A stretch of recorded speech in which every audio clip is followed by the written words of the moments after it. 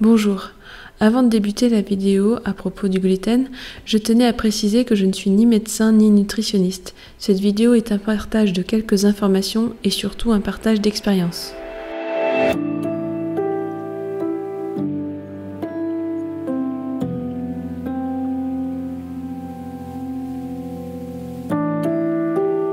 Les raisons qui m'ont poussé à changer d'alimentation concernent entre autres la santé de ma peau.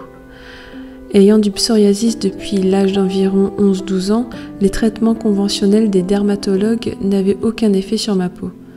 Ce n'est que vers l'âge de 16-17 ans qu'un de mes proches m'expliqua que mon problème venait peut-être d'une alimentation trop riche en gluten et qu'il était possible que la maladie se résorbe si je changeais mes habitudes.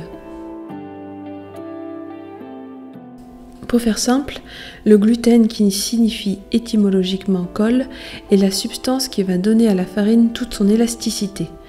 Au fil de mes recherches, j'ai appris que le blé moderne, contenant trop de gluten par rapport aux anciennes variétés de blé, est moins bien digéré par nos organismes. Sur le long terme, cela peut causer divers problèmes.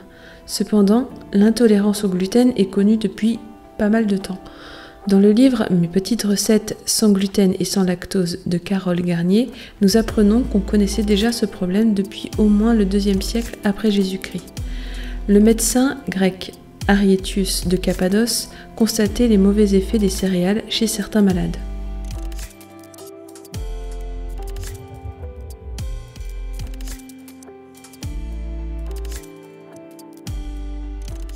Comme on dit, quand on veut, on peut.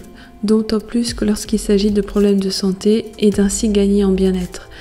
Je ne vous cacherai pas que cela n'a pas été sans difficulté. Ce fut long et laborieux car tout ne se fait pas en quelques jours et les mauvaises habitudes peuvent vite revenir.